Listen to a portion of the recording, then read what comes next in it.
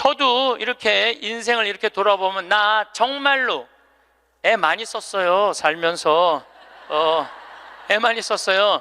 내가 처음 막 본당 신부 평택 비전동에 갔을 때 내가 본당 신부가 됐는데 주교님이 본당 분가하자마자 평택 안성 고속도로 옆에 진살이라는 동네가 있었어요.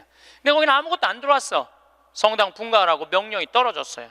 떨어졌는데 막 신설성당인데 돈이 어디 있어요. 명령은 떨어졌고.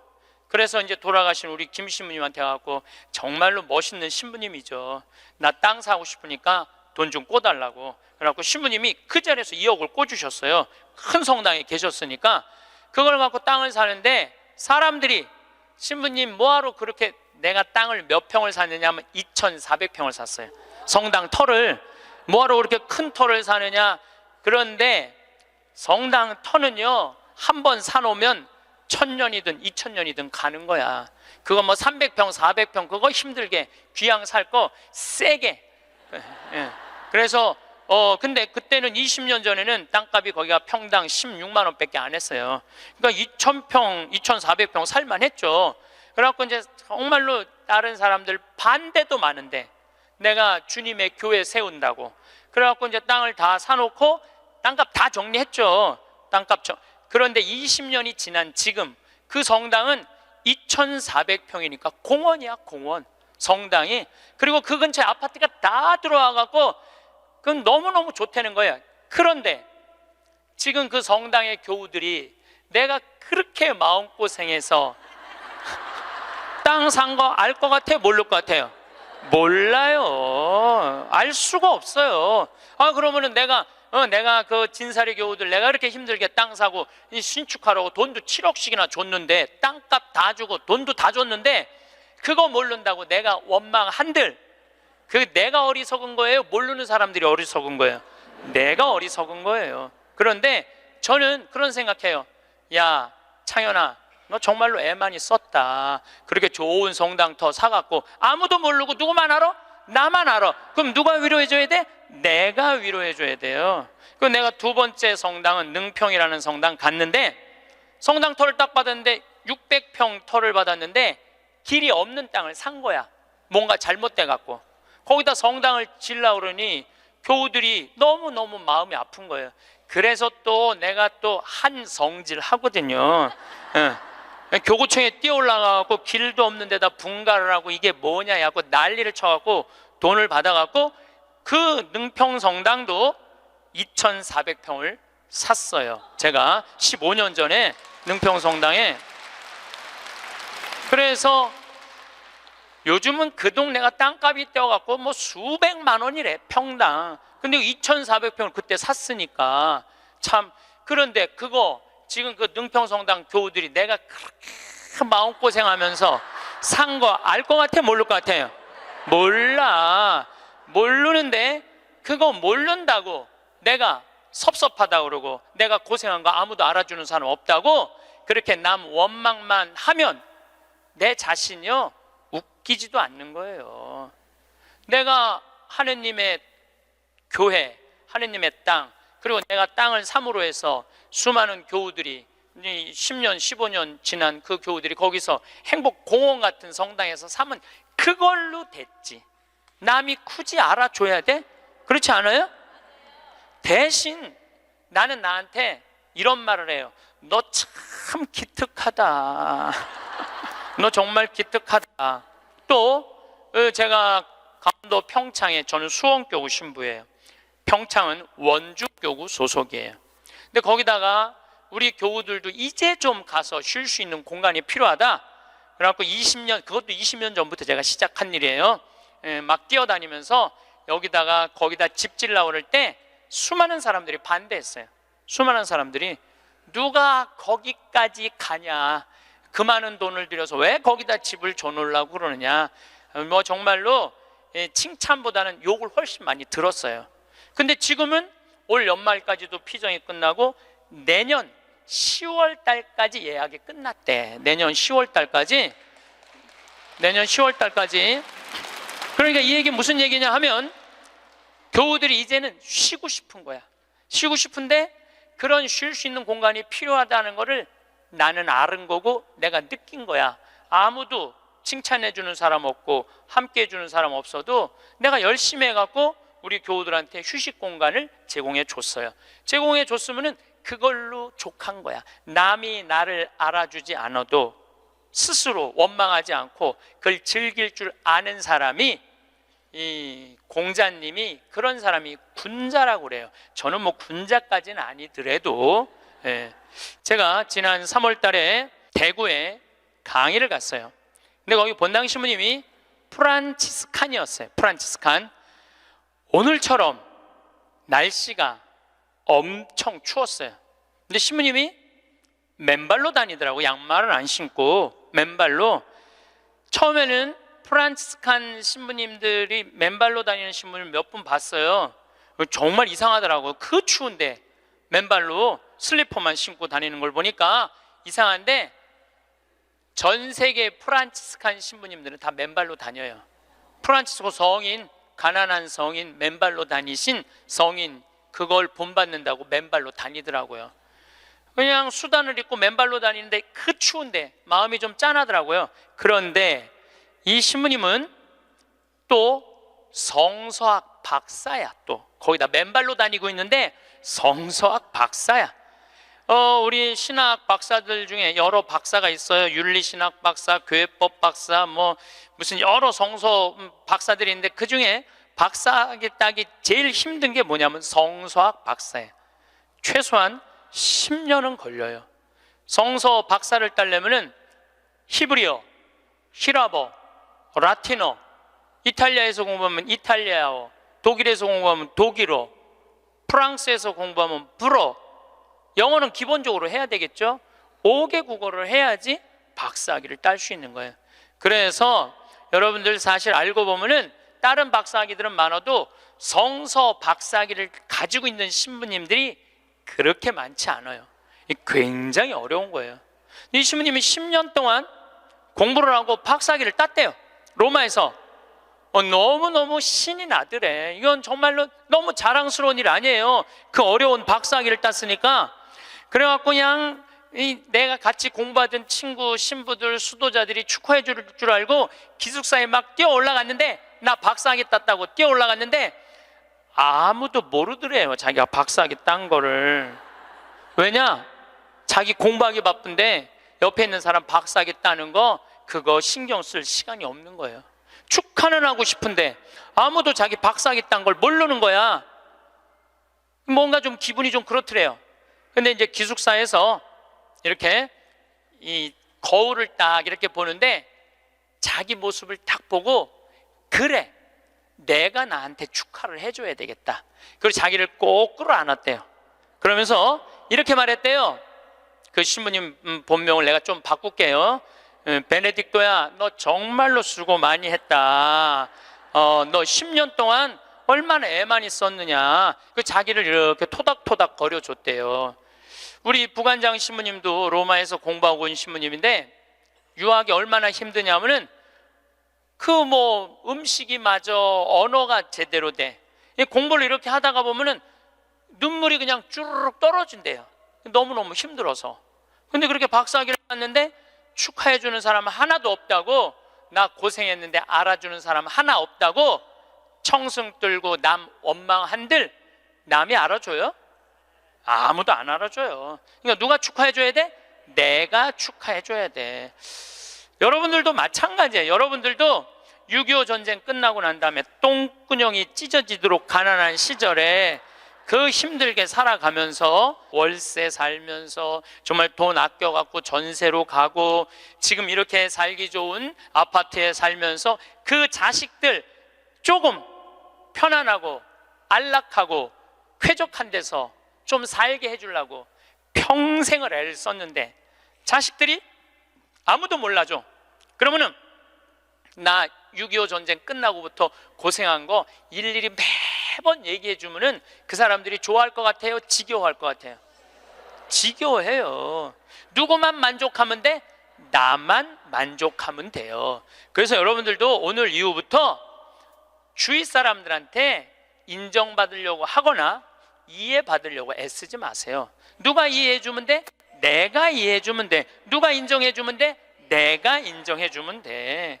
얼마나 속이 편하네요. 그렇죠? 네. 그러니까 나한테 잘해줄 수 있는 사람은 이 세상에 누구밖에 없어? 나밖에 없는 거야. 나밖에. 여러분들, 이 세상에서 나 자신을 가장 잘 알고 이해할 수 있는 사람은 누굴까요? 그렇죠, 나예요. 나 자신을 남편이 이해할 것 같아요? 자식이 이해할 것 같아요? 예, 자신밖에 없어요. 또 내가 살아오면서 힘들게 고생한 거 아주 세세하게 알 수 있는 사람은 누구밖에 없을까요? 나밖에 없어요. 그런데 내가 고생하고 내가 마음고생하고 힘든 거 산 거 모르는 남편이 나한테 잘해주겠어요? 자식이 나한테 잘해주겠어요? 잘해줄 사람은 아무도 없어요. 이 세상에서 나한테 가장 잘해줄 수 있는 사람은 나밖에 없어요. 나밖에. 그런데 남편이 잘해주지 않는다고, 자식이 잘해주지 않는다고 계속 원망만 하는 이런 사람들은 어리석은 사람들이에요. 그러니까 오늘 이후부터 여러분들 남편이 잘해줄 때까지 기다리지 말고, 자식이 잘해줄 때까지 기다리지 말고, 누가 자신한테 잘해주면 돼? 내가 나한테 잘해주면 돼요. 간혹 이런 사람들이 있어요. 나는 남편 판검사 만든다고, 남편 의사 만든다고, 남편 출세시킨다고, 자식 공부시킨다고 내 인생을 다 걸었는데 남편이 그런 공로 모르고 자기가 출세하고 돈 벌고, 그러니까 이게 정신 못 차리고 바람 피고, 자식은 또 이 여우 같은 며느리 하나 얻더니 엄마 고생한 것도 모르고 며느리년한테 미쳐갖고 그냥 엄마 쳐다도 안 보면, 이런 분들이 이런 얘기를 해요. 나 인생 헛살았다. 나 인생 내 모든 걸 걸었는데 남편도 나를 몰라주고 자식도 나를 몰라주고 나 인생 헛살았다. 이렇게 말하는 분들이 있는데, 오늘 이후부터 모두 걸지 마세요. 오늘 이후부터 반만 거세요. 반만. 남편하고 자식들, 주위의 친지 형제들 위해서 반만 거세요. 반은 누굴 위해서 남겨놔야 돼? 나를 위해서 남겨놔야 돼요. 왜냐? 내가 껍데기로 사는 한 아무리 남편이 출세하고 아내가 뭐 행복하고 자식이 잘 돼도 다 소용없어요. 그런데 30살서부터 60살까지 30년 동안 여러분들이 시집 와서 밥하고 빨래하고 청소하고 애 낳고 애 키우는 가사 노동비를 계산하면 한 달에 얼마치 일을 하시느냐 하면은 350만 원어치 일을 하는 거래요. 그럼 30년 동안 여러분들 시집 와갖고 그렇게 일을 했으면 여러분들 남편하고 자식들한테 여러분들은 얼마를 청구할 수 있느냐면 10억 5천만 원을 청구할 수 있는 거. 10억 5천만 원어치 일했으니까 내놓으라고.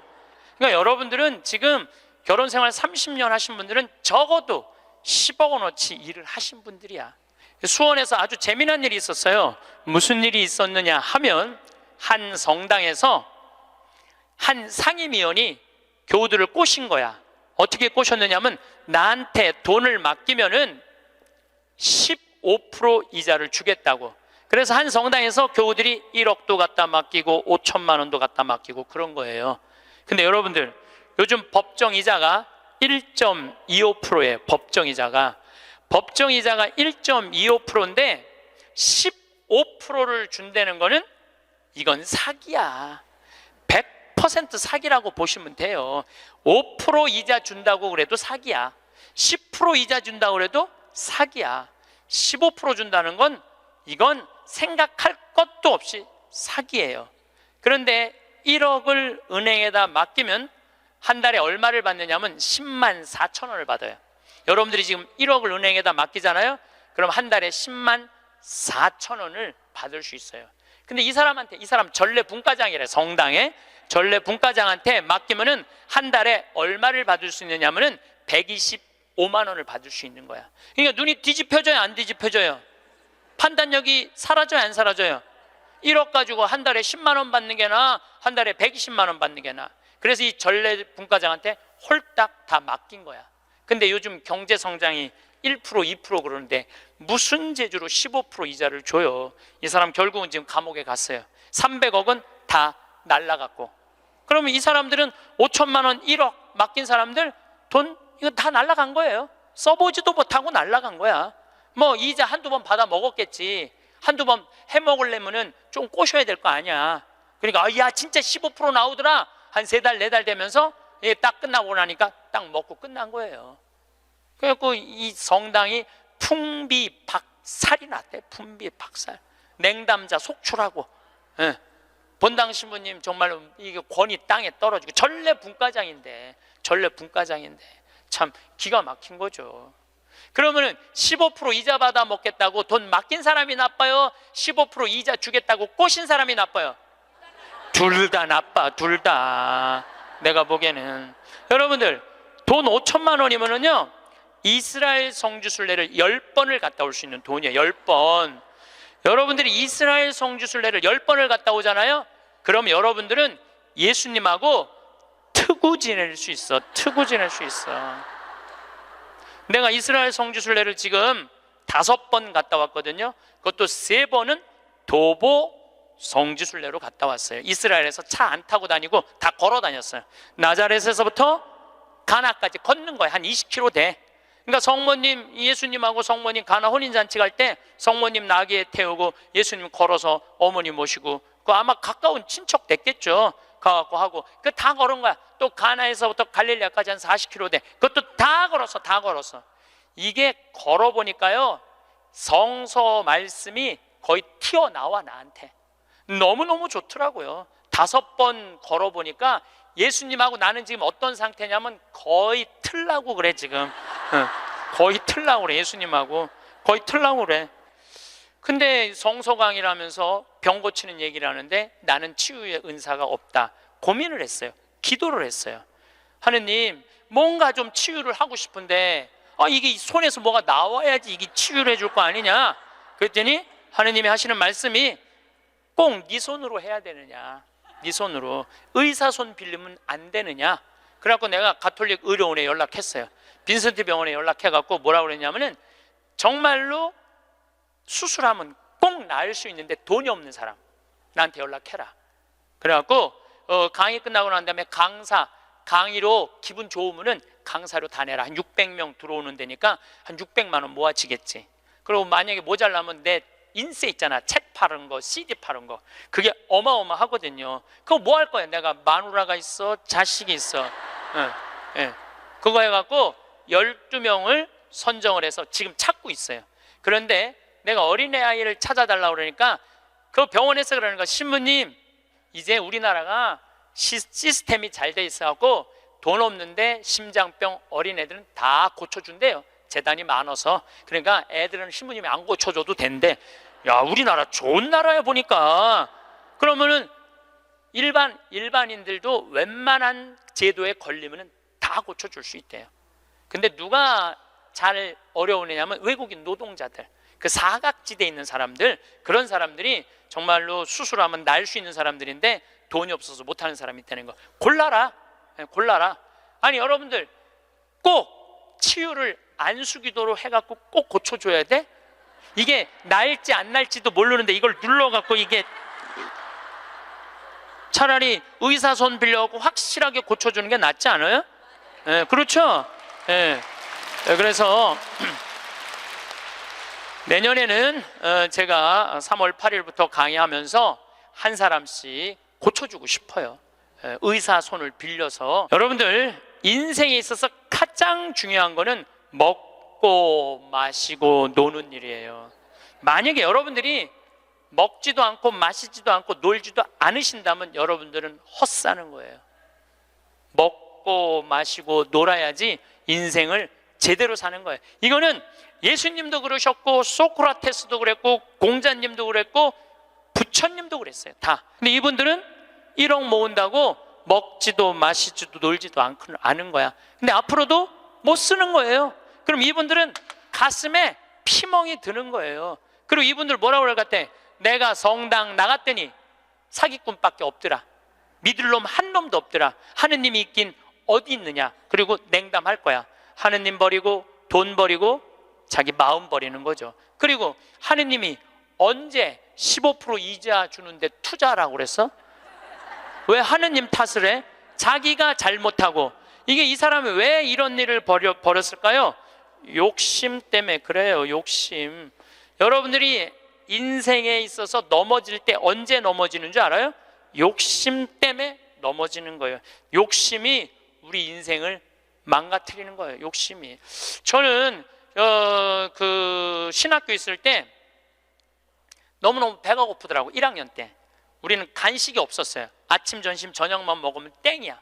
근데 뭐 우리 선배 신부님들, 지금 70, 80 되신 신부님들은 그 정말로 똥구멍이 찢어지게 가난할 때, 신학교 생활했을 때 먹을 게 너무 없어갖고 도토리 막 먹고 그랬대요. 도토리를 먹으면 이게 얼마나, 이게 똥이 나오는 게 아니라 돌이 나오는데, 돌. 그래서 막 파냈다는 거, 똥이 안 나와갖고 파냈다는 거예요. 뭐 우리는 그 정도는 아니더라도 그래도 뭐 저녁 10시쯤 되면 배고파요. 그러니까 외출할 때 뭐를 사갖고 오느냐면은 식빵을 사갖고 와요. 배고플 때 먹으려고 식빵을. 그럼 이제 또 바깥에다 놓으면 얘네들이 왔다 갔다 다 먹어버리잖아, 친구 신학생들이. 그래서 아주 옷장 깊숙이 감춰놔요. 혼자 먹으려고 옷장 깊숙이 감춰놔. 그런데 신학교 생활이 얼마나 바빠요. 이리 뛰고 저리 뛰다 보면은 주일날 사놓는데 수요일날 배고플 때 생각이 나는 거야. 식빵 사다 놓은 게 생각이 나는 거야. 아, 식빵 사다 놨지? 그래갖고 이제 옷장을 딱 열어보면 식빵이, 곰팡이가 들어있는 거예요.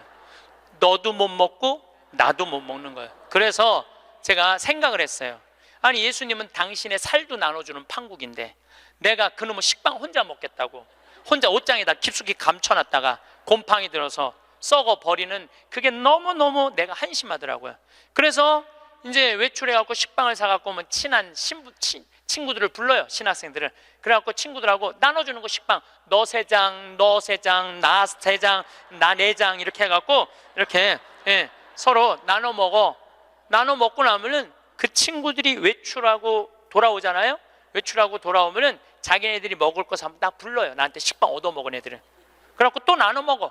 그래서 신학교 내내 정말로 풍요롭게 살았어요. 넉넉하게, 행복하게. 우리가 재물을 자기를 위해서 쓰는 것도 중요하지만 남을 위해서 쓰는 것도 중요합니다. 우리 직원들이 나한테 와서 그러는 거예요. 날 혼내는 거예요. 신부님도 은퇴해서 돈이 필요하다는 거예요. 신부님도 은퇴해서 돈이 필요하다는 거예요. 아니, 지금이야 신부님 강사료도 많고 인세도 많고 찾아오는 사람도 많고 용돈도 많이 주지만 신부님 은퇴하면 생각하는 사람 아무도 없다는 거야. 찾아오는 사람도 없고 불러주는 데도 없으면 신부님 늙어서 뭐 맛있는 것도 먹고 여행도 다니고 싶은데 돈 없으면 어떻게 하려고 이 돈을 다 써버리느냐고 나를 막 혼내더라고. 직원들이 돈 쓰지 말라고. 나중에 평창 은퇴하고 나면 거기서 돈 많이 행복하게 살려면은, 저는요, 만약에 내가 은퇴했는데 주머니에 돈이 한 푼도 없잖아요. 그럼 난 어떻게 할 거냐면은 사제관에 가만히 앉아 있을 거야. 돈 없는데 어떻게 그냥 사제관에 가만히 앉아 있어야지. 그런데 문제는 20년 후에 돈을 쓰려고 지금 신나는 일이 너무 많은데, 재미난 일이 너무 많은데, 의미 있는 일이 너무 많은데, 그 20년 후에 쓰려고, 그거를 나중에 쓰려고 내가 이걸 가지고 있다면은 나는 그렇게 살고 싶지는 않다는 거예요. 지금 먹고 마시고 쓰고 놀고 나눠줄 거 다 나눠주고 막 쓰다가 70살 돼갖고 은퇴했는데 돈이 없으면 어떻게 해? 가만히 있으면 돼. 그걸 뭐 걱정을 하고 막 혼을 내고 그러더라고 나한테. 그리고 중요한 건 내가 은퇴할 때까지 살지 안 살지 어떻게 알아? 그렇지 않아요? 많은 경우 여러분들도 그런 분들이 있어요. 나중에 쓰려고 지금 한 푼도 안 쓰는 분들 많아. 근데 나중에 언제 어떻게 될 줄 알고 그걸 나중에 쓰려고 지금 안 써. 쓰려면 언제 써? 지금 써요. 보통 여러분들 여행을 다니면은 이 유럽 여행 한번 가면 400만 원 정도 들잖아요. 400만 원 정도 들면은 평생 한 번 가는 거잖아요. 여러분들 자식이 뭐 보내주든 뭐 개를 모아갖고 가든. 그래갖고 이제 한 60대신 분들이 여행을 떠나. 유럽으로 로마, 파리 막 베드로 성전 가. 근데 딱 비행기에 타고 버스를 딱 타면 가이드가 이런 말을 합니다. 여러분들 이제 내리면 여기 팁이 굉장히 중요하다고. 딱 버스에서 내리면 벨보이들이 짐을, 여행용 가방을 호텔 방까지 했을 때 팁을 1달러를 주시는 게 예의라고. 또 호텔에서 나올 때 그 침실 정수하고 정리하고 침대 정리하는 사람들에서 1달러 그거 주는 게 예의라고. 그럼 이때부터 머리가 복잡하기 시작을 해요. 이때부터 머리가 복잡한 거예요. 그래갖고 이제 딱 버스에서 내렸는데 가이드 말대로 막 애들이 막 와갖고 막 가방을 막 들어. 그러면은 이 60대 할머니가 한마디 해요. 이거 놔두라고. 내가 들고 간다고. 내가. 그런 게 그렇게 주는 게 아까우면은 그런 분들은 그냥 가지 말고 집에 가만히 있어. 돌아다니는 어딜 돌아다녀. 쓸 때는 멋있게 쓰고 안 쓸 땐 안 쓰면 되는 거예요. 제가 이번에 여름에 미국을 갔다 왔어요. 근데 미국을 갔는데 나한테 정말로 잘하는 형제들이 몇 있어요. 나하고 나이대가 비슷해. 근데 니콜라스라고 나보다 한 3-4살 많은 친구가 있는데 너무너무 유쾌한 친구예요. 근데 이 친구는 음식을 참 잘해요.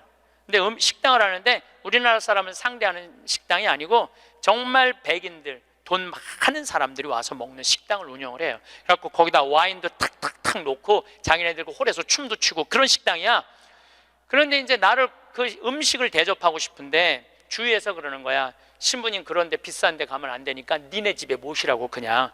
그래서 몇 년 만에 자기네 집으로 나를 초대를 했어요. 나를 호스트, 주인공으로 해서.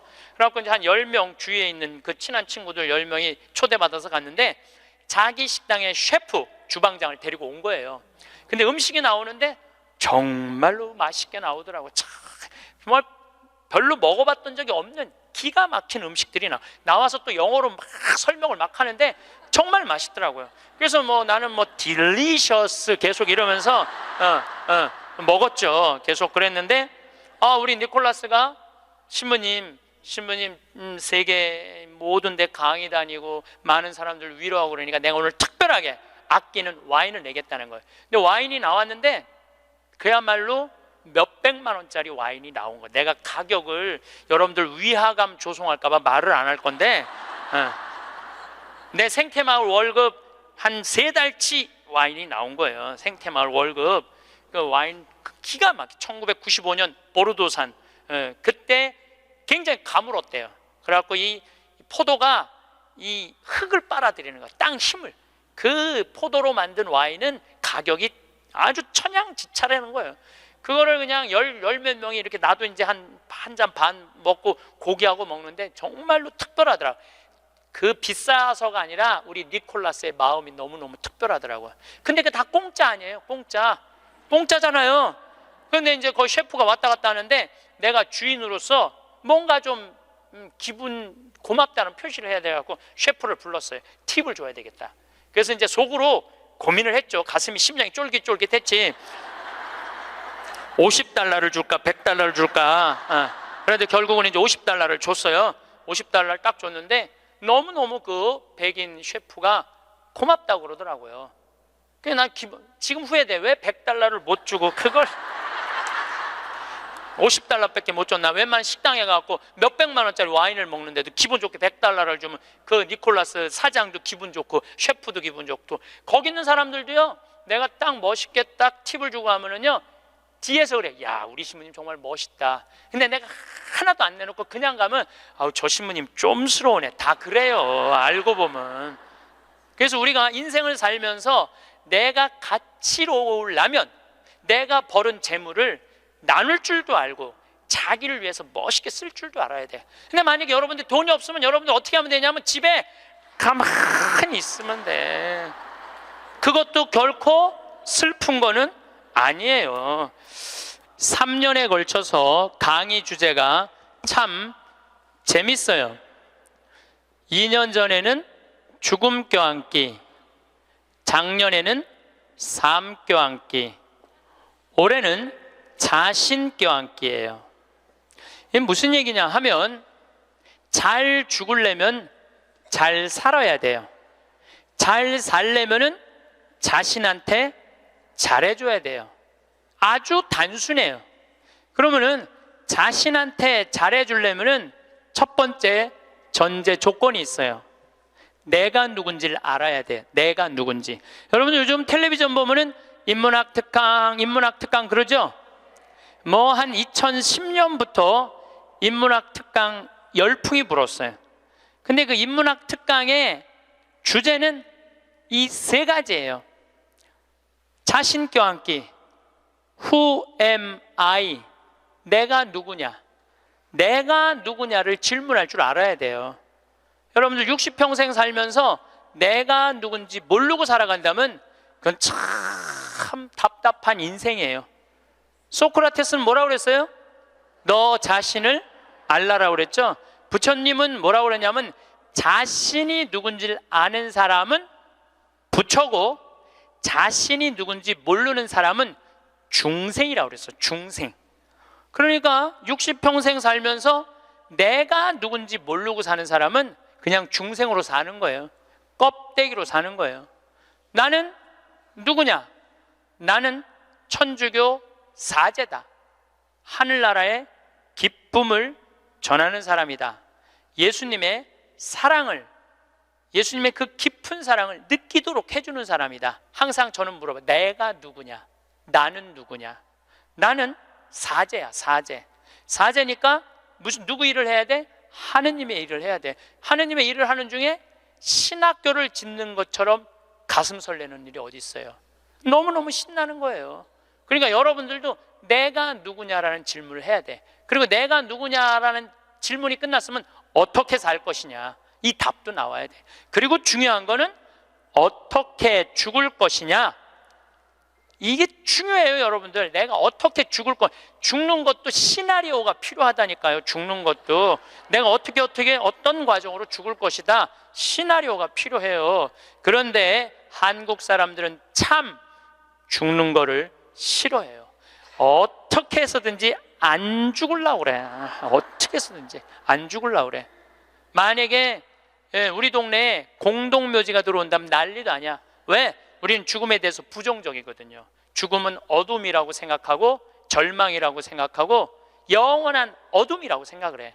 그러니까 만약에 우리 동네에 공동묘지가 들어온다 그러면은 난리도 아니야. 이건 뭐 막 이 결사반대 막 그냥 어떻게 결사반대 깨물 갖고 막 결사반 6.25는 난리도 아니야. 그러니까 우리는 삶과 죽음이 분리되어 있는 거예요. 근데 한국 사람들은 또 단일 민족이라 이상하게 죽는 날은 다른데 보고 싶은 날은, 죽은 사람 보고 싶은 날은 온 국민이 똑같은 날 보고 싶어. 4월 5일 한식날 그냥 죽은 사람 보러 다닌다고 난리도, 그 6.25는 난리도 아니야. 그것도 보면은 그냥 막히고 난리도 아니야. 보면은 왜 죽는 날은 다른데 보고 싶은 날은 같은지 몰라. 근데 우리는요, 하여튼 죽음에 대해서 부정적이에요. 그런데 여러분들, 죽는 거 무서워할 필요 하나 없어요. 죽기 전까지는 절대 안 죽을 것이고 죽을 때 되면 그냥 행복하게 가면 되죠. 그러니까 죽음에 대해서 두려워하지 마세요. 그래도 죽는 게 싫어. 왜 죽는 게 싫으냐 하면 사랑하는 사람과의 이별 때문에 그래요. 죽으면은 더 이상 사랑하는 남편 못 보고, 사랑하는 아내 못 보고, 사랑하는 부모님 못 보고, 자식 못 보니까. 그것도 뒤집어 보면은 또한 답답해요. 왜냐하면 살아있을 때는 소, 닭 쳐다보다가 꼭 죽고 나면 영정사진 앞에서 통곡을 하고 우는 거예요. 왜 벌써 죽느냐고, 조금만 더 살았으면 내가 잘해줬을 텐데 라고 우는 사람들이 참 많아요. 내가 본당 신부할 때 평택에 있었을 때 70 먹은 중풍 걸린 할머니가 한 분 계셨어요. 근데 이 할머니가 내가 한 달에 한 번 갈 때마다 이런 말을 해요. 신부님, 한 달에 한 번 나 찾아오는 건 신부님밖에 없다고. 아들이 하나 있는데 10년째 한 번도 안 찾아왔다는 거예요. 10년째. 네 할머니가 돌아가셨어요. 초상집에 갔는데 그 영정사진 앞에서 통곡을 하고 우는 자식이 하나 있더라고요. 10년째 한 번도 안 온 자식. 뭐라고 우느냐면은, 어머니 왜 기다려주지 않고 벌써 돌아가셨느냐고.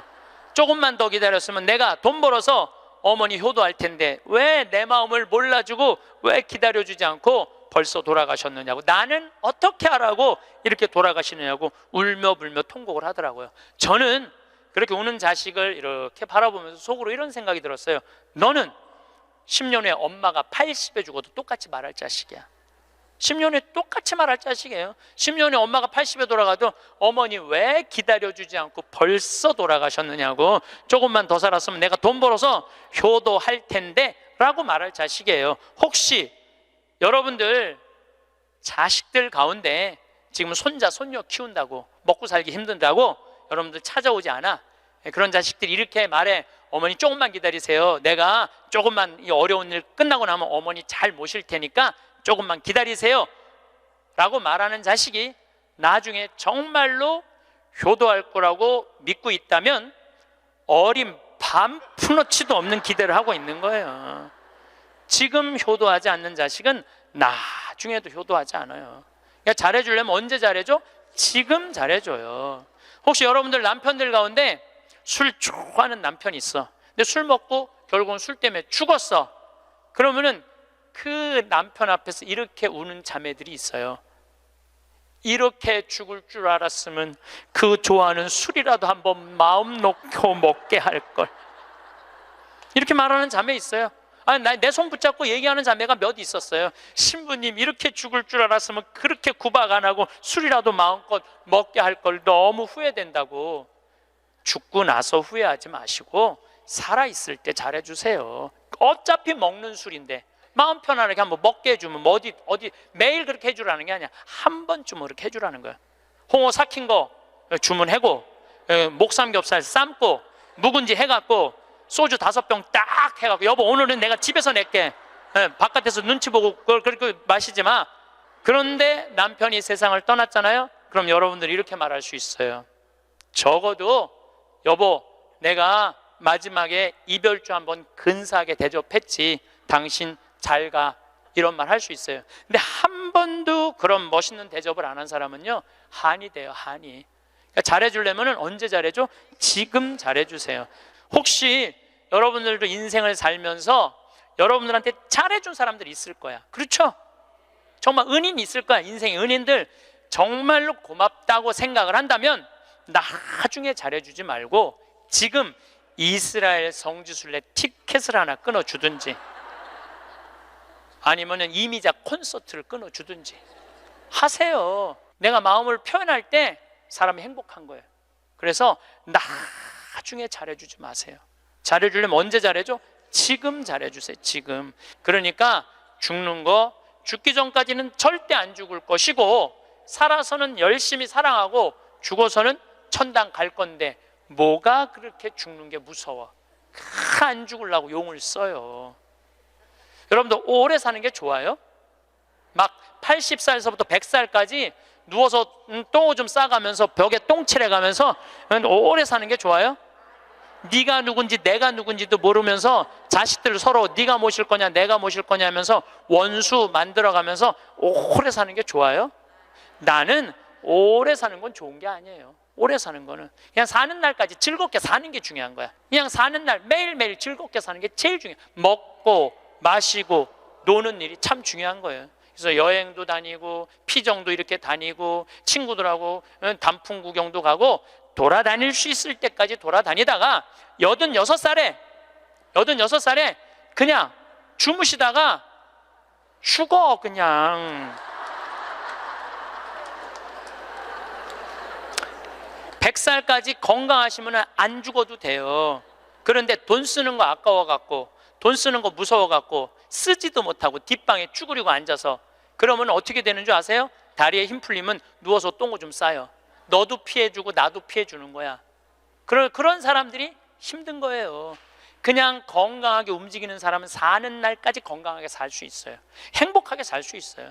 그렇게 살으라는 거예요. 저는 여러분들이 사는 날까지 즐겁게 살기를 바라는 거예요. 사는 날까지. 저는 6년 전에 위암 수술을 했어요. 위를 3분의 2를 잘라냈어요. 근데 제가 6년 전 4월 6일 날 수술을 했는데 2월 달에 진단을 받았어요.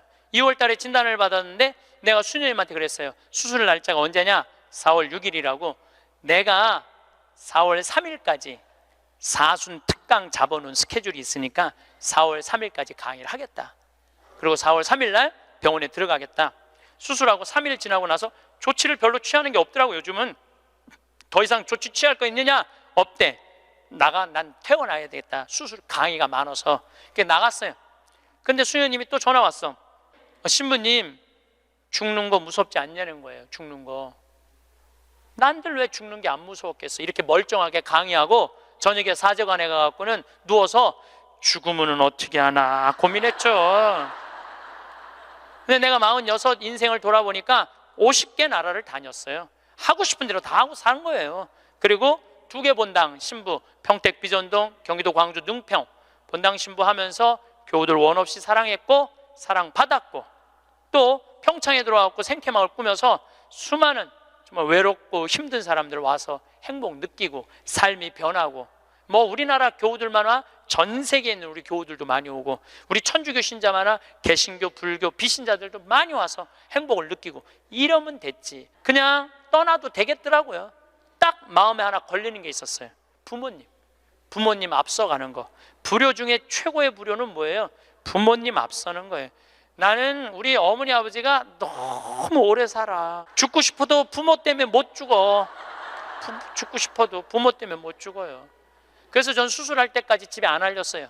1달 반 동안 안 알렸어. 뭐 좋다고 알려. 수술할 때도 교구청의 관리국장, 우리 지금은 이제 천진함에 가셨지만 관리국장님한테 연락하고 사인하라고 그랬어요. 뭐 집 떠났는데 뭐 부모가 와서 사인을 해. 나이가 어려? 뭐가 어려? 그래갖고 교구청에서 사인하고 수술하고, 수술 끝나고 내 얘기 다른 사람한테 들을까 봐 그때 말씀드렸어요.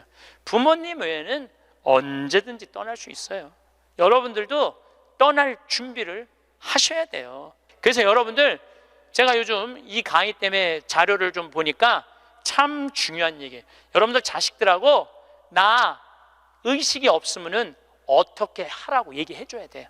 이따가 죽었어. 그러면은 어떤 자식은 수술을 해야 된다, 어떤 자식은 그냥 놔두자, 이러면서 자기네들끼리 또 싸워. 그래서 아까 말씀드렸듯이 죽음에는 시나리오가 필요해요. 내가 어떤 과정으로 죽어갈 것이냐. 그래서 여러분들 죽음의 문제만 해결되면요, 사는 문제도 그렇게 어렵지 않습니다. 제가 마지막 아름다운 노년을 위해라는 글을 마침 기도로 바치겠습니다. 성부와 성자와 성령의 이름으로. 우리는 살아오다 어느 날 문득 노년을 보내고 있는 자신을 발견하게 된다. 머리카락은 희끗희끗 반백이 되어 있고 생각과 말과 몸은 마음같이 움직이지 않고, 자신보다 훨씬 커버린 자녀들은 사회인이 되었고, 영원히 함께 있을 것 같았던 그들이었건만 이내 하나둘 우리들의 품을 떠나가며 어느새 결혼을 하여 아빠 엄마가 되어 있다.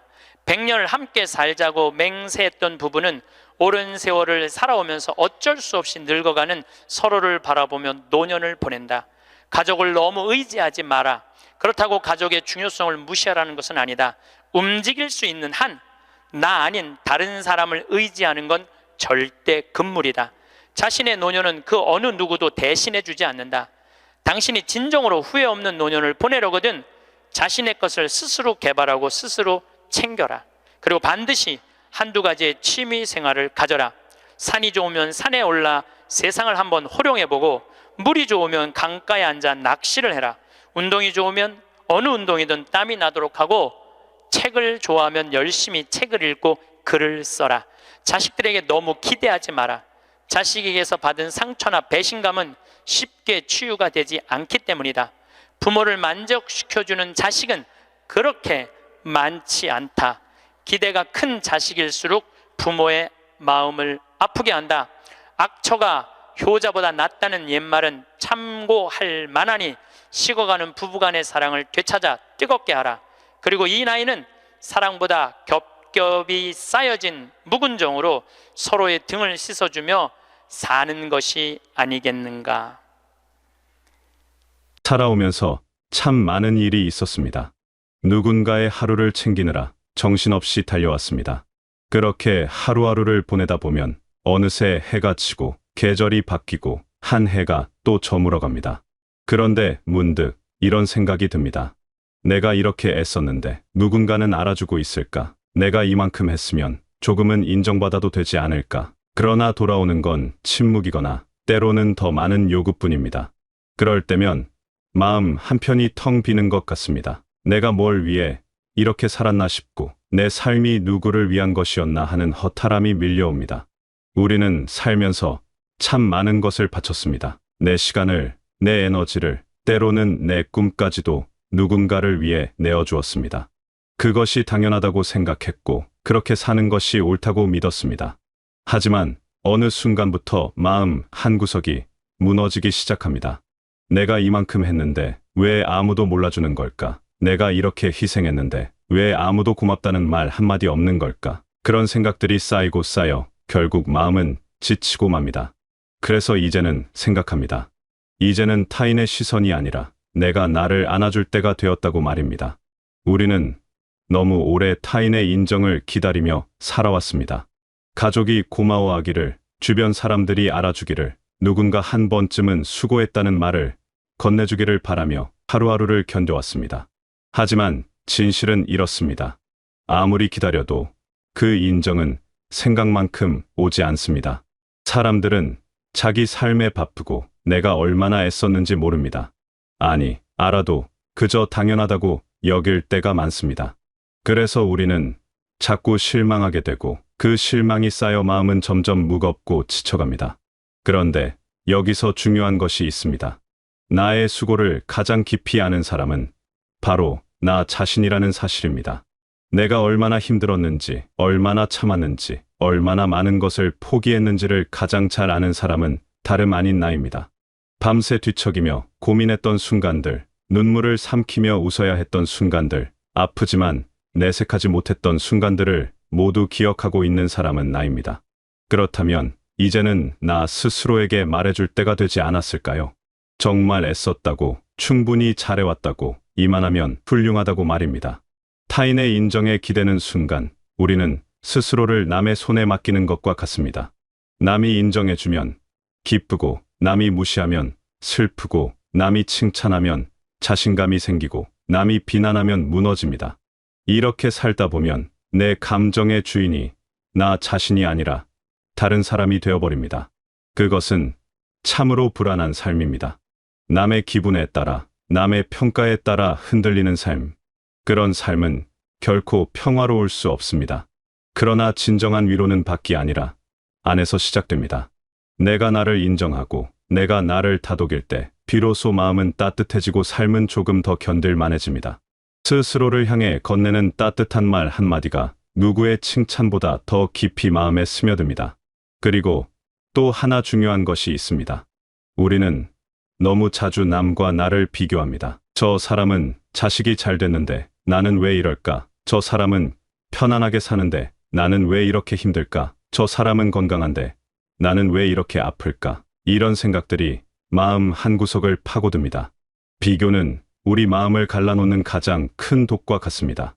남과 비교할수록 나는 왜 저 사람처럼 못 살았을까 하는 후회와 실망만 커질 뿐입니다. 비교는 끝이 없습니다. 누군가와 비교해서 내가 낫다고 생각하면 잠시 위안이 되지만 또 다른 누군가와 비교하면 금세 초라해집니다. 이런 식으로는 평생 마음의 평화를 얻을 수 없습니다. 그러나 잠시 멈춰 서서 돌이켜보면 알 수 있습니다. 내가 선택했던 모든 순간들, 내가 겪었던 모든 경험들이 지금의 나를 만든 소중한 재료였다는 것을 말입니다. 누군가는 쉬운 길을 걸었을지 몰라도 나는 내 방식으로 살아왔고 그 과정 하나하나가 모두 의미 있었습니다. 힘들었던 순간들조차도 나를 더 단단하게 만들어 주었고 아팠던 경험들조차도 나를 더 깊이 있는 사람으로 성장시켜 주었습니다. 남의 삶은 남의 것이고 내 삶은 내 것입니다. 그 둘을 나란히 놓고 재는 순간 우리는 스스로를 불행하게 만듭니다. 있는 그대로의 나를 바라보는 것, 그것이 진정한 평화의 시작입니다. 완벽하지 않아도 괜찮습니다. 모든 것을 다 이루지 못했어도 괜찮습니다. 내가 살아온 길이 누군가의 기준에 미치지 못한다 해도 그것은 전혀 문제가 되지 않습니다. 중요한 건 내가 나를 어떻게 바라보느냐입니다. 비교를 멈추고 나를 있는 그대로 바라볼 때 비로소 마음이 편안해집니다. 내가 부족하다고 생각했던 것들이 사실은 나만의 색깔이었음을, 내가 잘못 살았다고 생각했던 것들이 사실은 최선이었음을 깨닫게 됩니다. 그 깨달음이 주는 해방감은 무엇과도 바꿀 수 없습니다. 완벽함을 추구하면 할수록 우리는 스스로를 올가맵니다. 완벽한 사람은 없습니다. 완벽한 삶도 없습니다.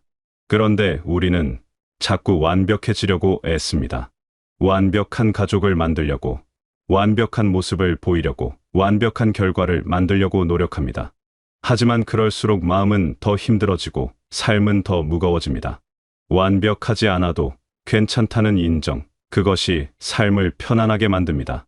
실수해도 괜찮고 부족해도 괜찮으며 모자라도 괜찮습니다. 그것이 인간이고 그것이 삶입니다. 이제는 남은 삶을 다르게 살아도 됩니다. 지금까지는 누군가를 위해, 무언가를 위해 살아왔다면 이제는 나를 위해 살아도 됩니다. 나에게 주어진 시간은 이제 남이 아니라 나를 위한 시간이어야 합니다. 그동안 참아왔던 감정들, 억눌렀던 욕구들, 무시해왔던 자존감을 이제는 하나씩 회복할 때입니다. 작은 것부터 시작해도 좋습니다. 하고 싶었던 일을 하나 해보는 것, 먹고 싶었던 음식을 망설임 없이 먹어보는 것, 가고 싶었던 곳에 가보는 것. 그런 작은 선택들이 모여 나를 응원하는 삶이 됩니다. 그리고 그 과정에서 스스로를 칭찬하는 습관을 들여야 합니다. 오늘 뭔가를 해냈다면 작더라도 스스로에게 말해주는 것입니다. 잘했다고, 괜찮다고, 충분하다고 말입니다. 우리는 남을 칭찬하는 데는 익숙하지만 나를 칭찬하는 데는 너무 인색합니다. 나에게는 왜 그렇게 엄격하고 남에게는 왜 그렇게 관대한지 모르겠습니다. 이제는 그 순서를 바꿔야 합니다. 나에게 먼저 관대하고, 나에게 먼저 칭찬하고, 나에게 먼저 따뜻한 말을 건네야 합니다. 그것이 나를 응원하는 삶의 시작입니다. 남이 뭐라 해도 내 삶의 방향은 내가 정하는 것입니다. 누군가 이래라 저래라 해도 그것이 내 마음과 맞지 않는다면 따르지 않아도 됩니다. 내 삶은 내가 주인입니다. 그 사실을 다시 한번 명확히 할 때 비로소 우리는 자유로워집니다. 물론 쉽지 않습니다. 평생 남을 먼저 생각하며 살아온 사람에게 갑자기 나를 먼저 생각하라는 말은 어색하고 낯설게 느껴질 수 있습니다. 하지만 연습이 필요한 것일 뿐입니다. 조금씩 천천히 나를 향해 마음을 돌리는 연습. 그것이 쌓이면 어느새 삶의 무게가 가벼워진 것을 느낄 수 있습니다. 나를 위한 삶이란 거창한 것이 아닙니다. 매일 아침 일어나서 오늘은 내가 무엇을 하고 싶은지 생각해보는 것, 내 감정에 솔직해지는 것, 내가 싫은 것은 거절하는 것, 내가 좋은 것은 받아들이는 것. 이런 작은 것들이 모여 나를 위한 삶이 됩니다. 남의 기대에 맞추느라 내 마음을 속이지 않는 것, 남의 평가를 두려워하지 않는 것, 내 선택을 믿는 것. 그것이 바로 나를 응원하는 삶입니다. 돌이켜보면 내 삶의 가장 든든한 편은 결국 나였습니다. 힘들 때 나를 일으켜 세운 것도 나였고, 슬플 때 눈물을 닦아준 것도 나였으며, 포기하고 싶을 때 다시 한번 해보자고 다짐한 것도 나였습니다. 그렇게 나는 나 자신과 함께 여기까지 왔습니다. 그 사실만으로도 충분히 감사할 일입니다. 지금까지 살아온 길을 인정하고 스스로에게 감사할 때 우리는 비로소 진정한 평화를 느낄 수 있습니다. 남이 몰라줘도 괜찮습니다. 내가 나를 알아주면 충분합니다. 남이 인정하지 않아도 괜찮습니다.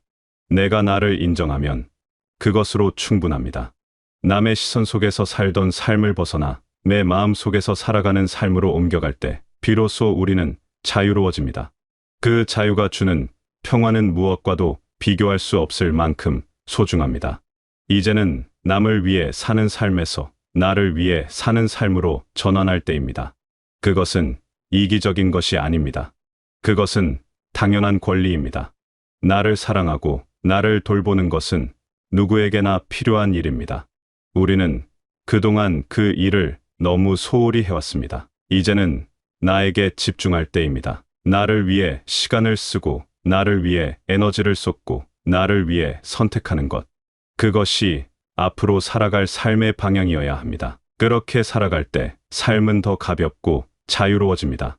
더 이상 남의 눈치를 보지 않아도 되고, 더 이상 남의 기대에 맞추지 않아도 되며, 더 이상 남의 인정을 기다리지 않아도 됩니다. 그저 나로 존재하는 것만으로 충분합니다. 내가 나를 사랑하고, 내가 나를 존중하고, 내가 나를 아끼는 것. 그것이 가장 중요한 일입니다. 그 일을 해내는 순간 우리는 진정으로 행복해질 수 있습니다. 여러분은 지금까지 정말 잘 살아오셨습니다. 그 누구도 인정하지 않더라도 여러분 스스로는 그 사실을 알고 계셔야 합니다. 힘든 순간마다 이겨내셨고, 어려운 상황마다 헤쳐나오셨으며, 지치는 날에도 다시 일어나셨습니다. 그 모든 것이 대단한 일입니다. 이제는 그 수고로움을 스스로에게 인정해 주시고, 스스로를 향해 따뜻한 말을 건네주시길 바랍니다. 여러분은 충분히 잘하고 계십니다. 그리고 앞으로도 여러분은 여러분 자신의 가장 든든한 응원자가 되어 주시길, 가장 따뜻한 위로자가 되어 주시길, 가장 확실한 편이 되어 주시길 바라겠습니다.